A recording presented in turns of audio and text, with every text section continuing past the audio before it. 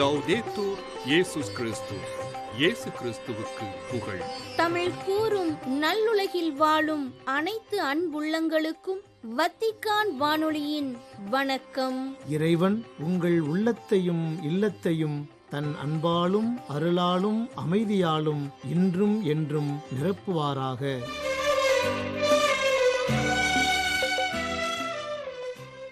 அன்பு நேயர்களே, வத்திக்கான் வானொலி இன்று உங்களுக்கு வழங்க இருப்பவை தடம் தந்த தகைமை, நேர்காணல் மற்றும் செய்திகள்.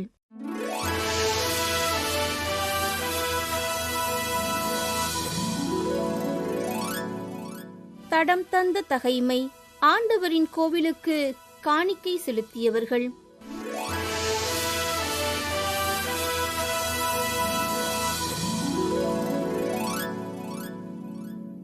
தாவீது அரச சபையார் அனைவரையும் நோக்கி, என் மகன் சாலமோனை மட்டுமே கடவுள் தேர்ந்து கொண்டார்.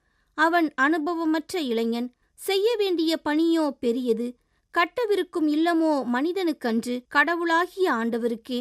நான் என்னால் முடிந்தவரைக்கும் என் கடவுளின் கோவிலுக்கென்று பொன் வேலைக்குரிய பொன், வெள்ளி வேலைக்குரிய வெள்ளி, வெண்கல வேலைக்குரிய வெண்கலம், இரும்பு வேலைக்குரிய இரும்பு, மர வேலைக்குரிய மரம் ஆகியவற்றையும், பதிப்பதற்கான கோமேதக கற்கள், மாணிக்க கற்கள், படிக பச்சை கற்கள், எல்லா வகை விலை உயர்ந்த கற்கள், சலவை கற்கள் ஆகியவற்றையும் பெருவாரியாக சேர்த்து வைத்துள்ளேன். என் கடவுளின் கோவிலின் மேல் நான் வைத்துள்ள பற்ற ஆர்வத்தால் திருத்தலத்திற்கென்று நான் சேர்த்து வைத்துள்ள யாவற்றையும் தவிர, என் சொந்த கருவூலத்திலிருந்து என் கடவுளின் கோவிலுக்கு பொன்னையும் வெள்ளியையும் வழங்குகிறேன். கோவில் சுவர்களில் பொதிவதற்காக 3000 தாலந்து ஓபீரின் பொன்னும் 7000 தாலந்து தூய வெள்ளியும் கொடுக்கிறேன். மற்றும் திறன்மிக்க கைவினைஞரால் செய்யப்பட வேண்டிய அனைத்து பணிக்காக பொன் வேலைக்காக பொன்னும் வெள்ளி வேலைக்காக வெள்ளியும் தருகிறேன்.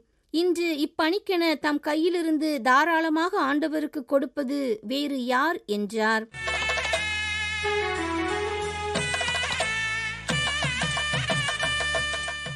நேர்காணல்.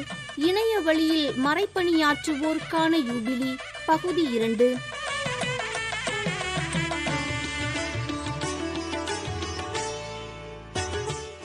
இணையதள உதவியுடன் சமூக தொடர்பு சாதனங்களை பயன்படுத்தி கத்தோலிக்க சிந்தனைகளையும் தகவல்களையும் உணர்வுகளையும் மக்களிடத்தில் பரப்புபவர்கள் இணைய வழி மறைப்பணியாற்றுபவர்கள். சமூக வலைதளங்களில் விவாதங்களை நடத்துதல், இணைய வழி வகுப்புகள் மற்றும் கூட்டங்களை நடத்துதல், இவற்றின் வழியாக பணியாற்றுபவர்கள். புலனம், முகப்பு புத்தகம், குறுஞ்செய்தி, வலையொலி போன்ற சமூக வலைதளங்களில் கத்தோலிக்க மதத்தை பற்றிய செய்திகளை பகிர்தல் மற்றும் விவாதங்களை நடத்துதல், திரு வழிபாட்டு நிகழ்வுகளுக்கு உதவியான ஜபங்கள், மறையுரைகள், மன்றாட்டுக்கள், காணொளிகள் மற்றும் ஒளிப்பதிவுகளை பதிவேற்றம் செய்து உதவுதல் இவர்களின் முக்கியமான பணியாக இருக்கின்றது. நாம் வாழ்கின்ற இந்த மின்னணு உலகில் எதிர்நோக்கின் மறைப்பணியாளர்களாக நாம் இருப்பது என்பது உலகின் ஒவ்வொரு மூலைக்கும் நற்செய்தியை கொண்டு வருவதற்கான கிறிஸ்துவின் அழைப்பை ஏற்றுக்கொள்வதாகும். நம்பிக்கை மற்றும் நற்செய்தியின் ஒளியை பரப்புவதையும், நம்பிக்கை மற்றும் அன்பின் செய்திகளால் வாழ்க்கையை மாற்றுவதையும் உள்ளடக்கியது இப்பணி. இத்தகைய வழியில் கத்தோலிக்க தாக்கத்தை மக்கள் மனதில் ஏற்படுத்தும் டிஜிட்டல் மறைப்பணியாளர்களுக்கான யூபிலியானது திரு அவையில் ஜூலை 28, 29 ஆகிய நாட்களில் சிறப்பிக்கப்படுகின்றது. ஊடகம் வழியாக மறைப்பணியாற்ற அழைக்கப்பட்டவர்களை கொண்டாடவும், அவர்களுக்கான பயிற்சி அளிக்கவும், ஊக்கமூட்டவும் நமது முயற்சிகளை இந்நாளில் நாம் ஒன்றிணைப்போம். சமூக வலைப்பின்னல்கள், வலைப்பதிவுகள், செயலிகள் வழியாக நற்செய்தியை பகிர்ந்து கொள்பவர்கள் அனைவரும் தங்களது அனுபவங்களை பரிமாறிக்கொள்ளும் நிகழ்வாக இந்த யூபிலியானது கொண்டாடப்படுகின்றது. இதன் வழியாக இணைய வழியில் மறைப்பணியாற்றுவோர்களின் பணியை வலுப்படுத்த ஓர் வாய்ப்பு ஏற்படுகிறது.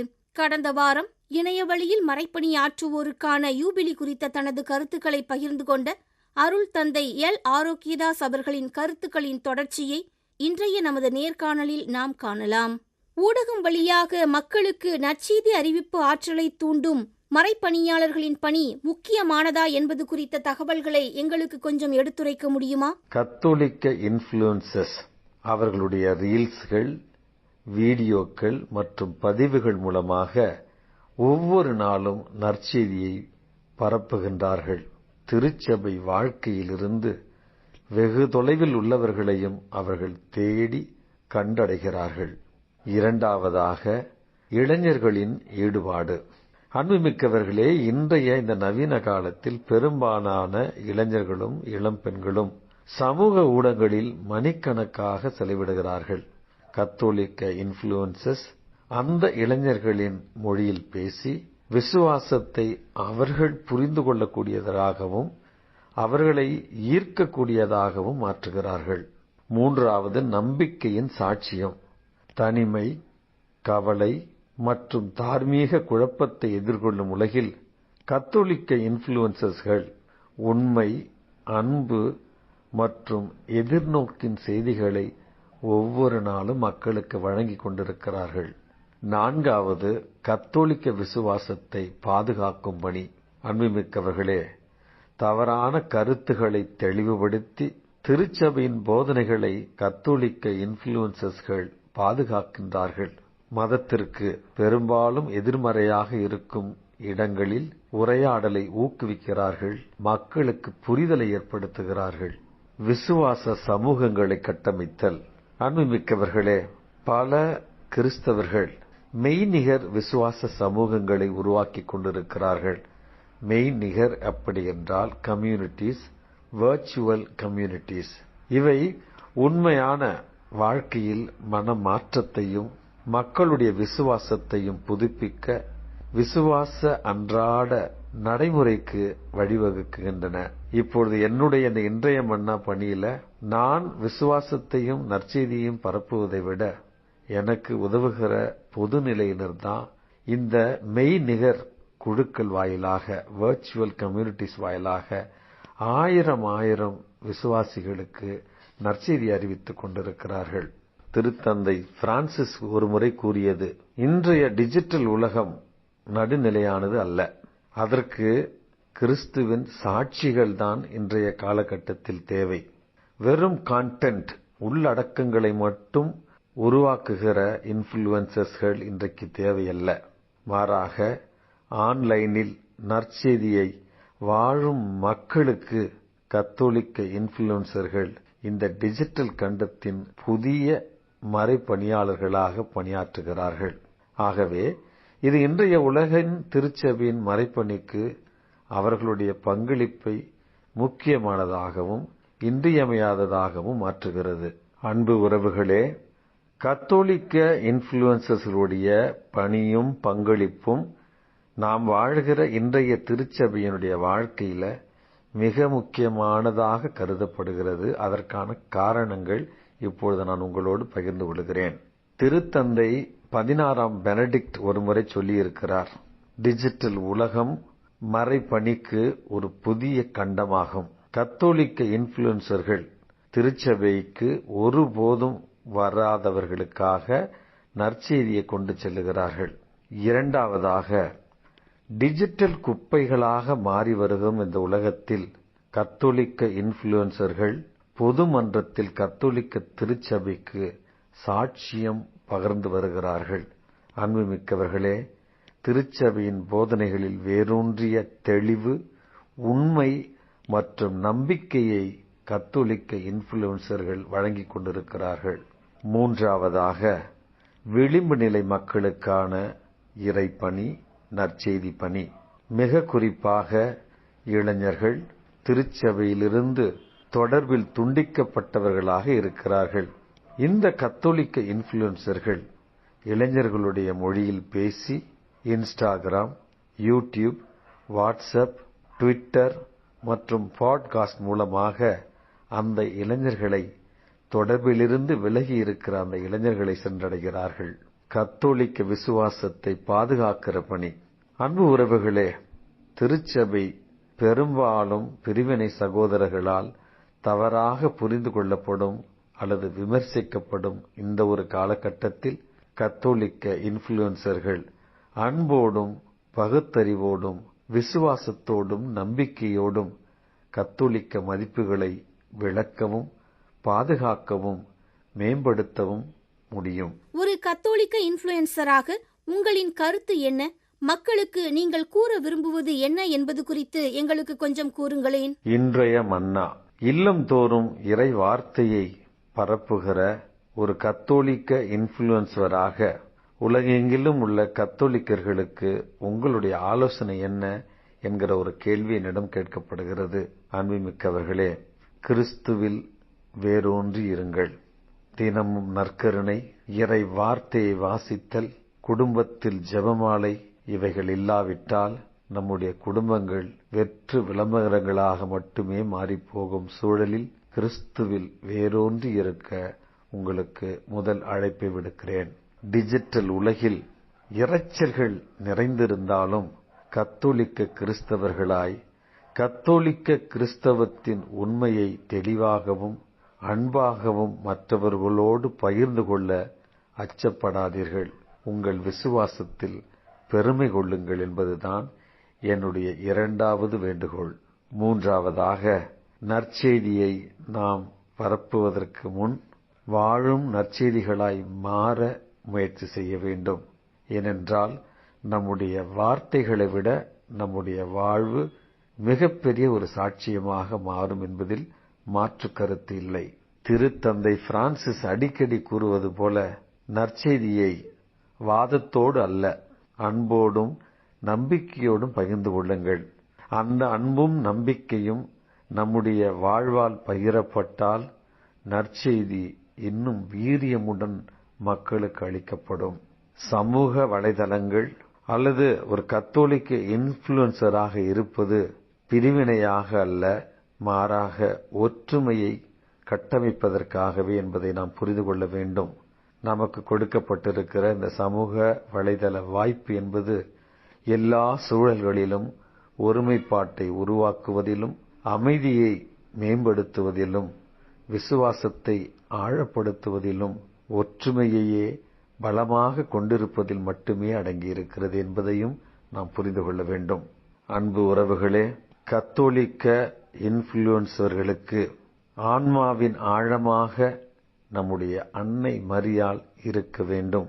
உங்கள் வார்த்தைகளையும் நோக்கங்களையும் அன்னை மரியாள் வழிநடத்தட்டும். மரியாளாக இருங்கள். அன்பு உறவுகளே, புண்பட்ட நெஞ்சங்களுக்காக பேசுங்கள். இன்றைய உலகம் உடைந்த நிலையில் இருக்கிறது.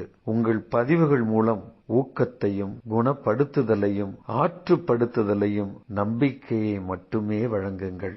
இறுதியாக, நாம் எல்லோருமே வெறும் கண்டென்ட்களை பகிரக்கூடிய ஒரு கத்தோலிக்க இன்ஃப்ளூயன்சர்கள் அல்ல, மாறாக நாம் ஒவ்வொருவரும் கிறிஸ்துவை பகிர்கிற வாழும் கிறிஸ்துகளாய் மாற வேண்டும் என்பதையே இறுதி செய்தியாக கூற விரும்புகிறேன். அன்பு உறவுகளே, நிகழ்ச்சியினுடைய நிறைவாக புனித பிரான்சிஸ்கு அசிசியாருடைய பொன்னான வார்த்தைகளை உங்களோடு பகிர்ந்து கொள்ள விரும்புகிறேன். நற்செய்தியை அறிவியுங்கள், தேவைப்பட்டால் மட்டும் வார்த்தையை பயன்படுத்துங்கள் என்ற அவருடைய அந்த வார்த்தைகள் நம்முடைய நற்செய்தி பணியினுடைய மையமாக இருக்கட்டும்.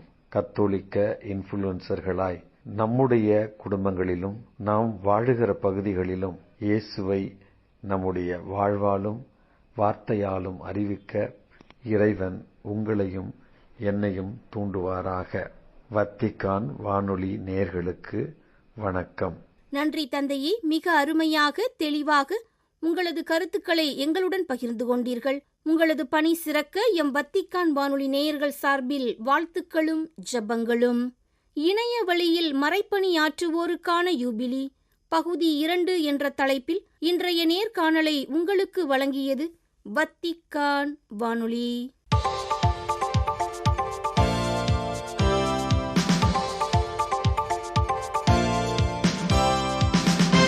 செய்திகள்.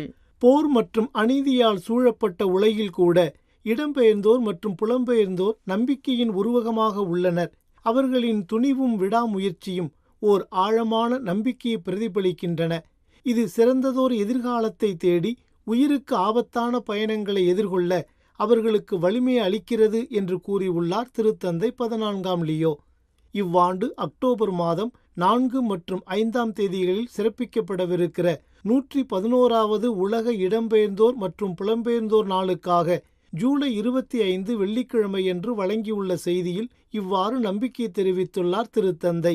இன்றைய உலகளாவிய நெருக்கடிகளான போர்கள், காலநிலை மாற்றம் மற்றும் சமத்துவமின்மையின் பின்னணியில் நம்பிக்கை, இடம்பெயர்வு மற்றும் பணிக்கு இடையேயான ஆழமான தொடர்பை தனது செய்தியில் வெளிப்படுத்தியுள்ள திருத்தந்தை, அவை லட்சக்கணக்கான மக்களை இடம்பெயர்ந்து செல்ல கட்டாயப்படுத்துகின்றன என்றும் எடுத்துக்காட்டியுள்ளார். மேலும் இத்தகைய பிரச்சினைகளுக்கு காரணமாக அமைந்துள்ள சுயநல மனப்பான்மைகளையும் ஆயுத போட்டியையும் கண்டித்துள்ள திருத்தந்தை, இதற்கு பதிலாக உலகளாவிய ஒன்றிப்பை வளர்க்க வேண்டுமென்ற கருத்தையும் வலியுறுத்தியுள்ளார். உருவாக்க பயிற்சியாளர்களும் அவர்களை பராமரிப்பவர்களும் தாங்கள் தொடர்ந்து நற்செய்தி மைய மாற்றத்தின் பாதையில் இருக்கிறோம் என்பதையும், அதேபோல் மறைப்பணியாளர்கள் தாங்கள்தான் நற்செய்தியை முதலில் பெற்றுக்கொள்ள வேண்டியவர்கள், முதலில் நற்செய்தி அறிவிக்கப்பட வேண்டியவர்கள் என்பதையும் ஒருபோதும் மறந்துவிடக்கூடாது என்று கூறினார் திருத்தந்தை 14ஆம் லியோ. ரோமையில் உள்ள திருத்தூதர்களின் அரசு எனப்படும் பாப்பிரை பல்கலைக்கழகத்தில் இடம்பெறும் குருத்துவ உருவாக்க பயிற்சி குறித்த கருத்தரங்கம் ஒன்றின் பங்கேற்பாளர்களையும், பொதுநிலையினருக்கான புனித பிரான்சிஸ் சவேரியாரின் சகோதரர்கள் சபையினரையும் ஜூலை 25 வெள்ளியன்று திருப்பீடத்தில் சந்தித்தபோது இவ்வாறு கூறினார் திருத்தந்தை. அவர்களின் பங்களிப்புகள் வேறுபட்டாலும் அவர்கள் பகிரப்பட்ட ஒரே நற்செய்தி பணியால் ஒன்றுபட்டுள்ளனர் என்று எடுத்துக்காட்டிய திருத்தந்தை, இந்நற்செய்தி பணிக்கு ஆழமான மற்றும் முழுமையான உருவாக்க பயிற்சி தேவைப்படுகிறது என்றும், இது கிறிஸ்துவின் சாயலில் ஆன்மா மற்றும் மனித குலம் இரண்டையும் மாற்றுகிறது என்றும் குறிப்பிட்டார்.